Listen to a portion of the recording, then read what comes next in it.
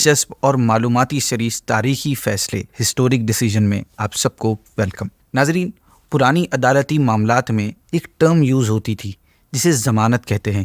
ضمانت ایک قسم کا ایگریمنٹ ہوتا ہے جس میں ضمانت دینے والا یعنی گارنٹیئر کسی دوسرے سزا یافتہ شخص کی ذمہ داری لیتا ہے کہ اگر اس شخص نے فلاں کام نہیں کیا یا فلاں کی رقم نہیں لوٹائی یا فلاں وقت پر نہیں آیا تو میں اس کا ذمہ دار ہوں گا۔ آج عدالتی معاملات میں بھی کسی نہ کسی صورت میں یہ کانسیپٹ موجود ہے کہ کسی کی ضمانت دینا اتنا آسان معاملہ نہیں ہوتا، کیونکہ ملزم اگر طے شدہ وقت پر یا طے شدہ بات پر عمل نہیں کرتا تو سزا اور تاوان ضمانت دینے والے کو بھرنا پڑتا ہے۔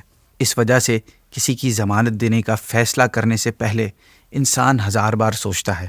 آج ہم ایک ایسا فیصلہ سننے جا رہے ہیں جس میں ایک صاحب نے ایک اجنبی شخص کی ضمانت دینے کا فیصلہ کیا تھا اور ضمانت بھی موت کی تھی۔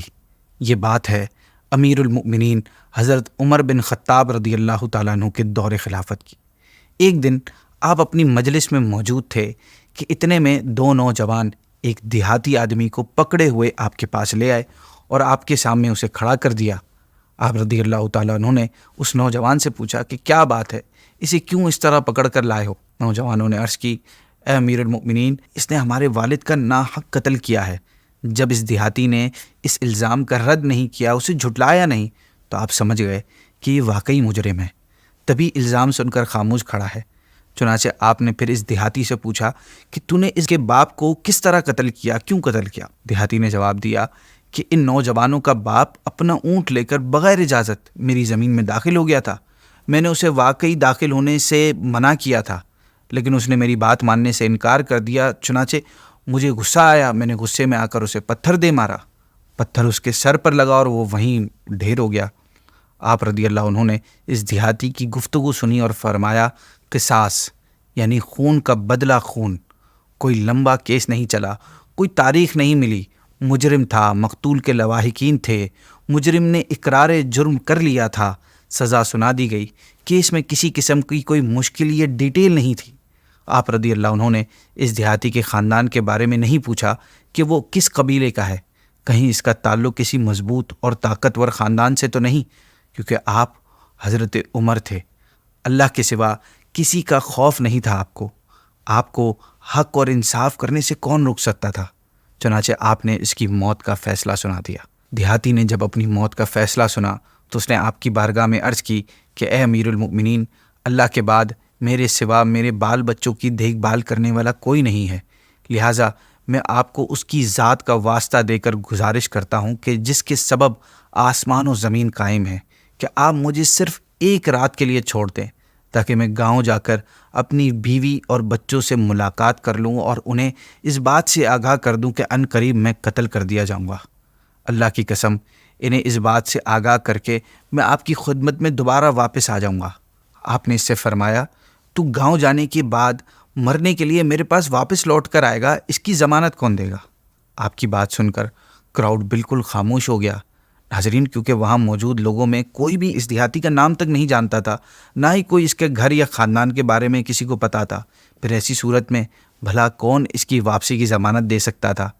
ایک ایسے شخص کے واپس لوٹنے کی ضمانت جس کو موت کی سزا سنا دی گئی ہو، اور وہ یہ ضمانت دی جائے گی کہ وہ اپنے گھر والوں سے جس کے علاوہ اس کا کوئی نہیں ہے ان سے ملنے کے بعد یہ مرنے کے لیے واپس آئے گا۔ یہ ضمانت کوئی ایسی ضمانت نہیں تھی کہ اتنا مال یہ نہیں دے پایا تو میں دے دوں گا، بلکہ یہ گردن کی ضمانت تھی، جان کی ضمانت تھی کہ اگر وہ دیہاتی واپس آ گیا تو خیر، ورنہ تلوار سے ضامن کی گردن اڑا دی جائے گی۔ شریعت اسلامیہ کے قانون کی امپلیمنٹیشن کو رکوانے کے لیے عمر بن خطاب کے سامنے کون آ سکتا تھا؟ کون آپ کے سامنے آ کر حدود الہی میں سفارش کی جرت کر سکتا تھا؟ کسی کی ہمت نہیں تھی کہ وہ خطاب کے بیٹے کے سامنے واسطہ بن سکے۔ الغرض سارے صحابہ خاموش کھڑے تھے، چاروں طرف سناٹا چھایا ہوا تھا، گردنیں جھکی ہوئی تھیں۔ آپ رضی اللہ عنہ نے بھی اس دیہاتی کی حالت دیکھ کر بہت پریشان تھے، مگر اسلامی قانون کے اپنے تقاضے تھے، ضمانت تو ضروری تھی۔ آپ خود ایک مشکل میں پھنس چکے تھے کہ اب کیا کریں؟ آیا اس اعرابی کو قتل کر دیں اور اس کے بال بچے بھوک سے مر جائیں، یا اسے کسی کی ضمانت دیے بغیر گھر جانے کی اجازت دے دیں؟ پھر اگر واپس نہ آیا تو شریعت کا حکم، مقتول کا قصاص، سب یوں ہی رہ جائے گا۔ سارا مجمع خاموش تھا۔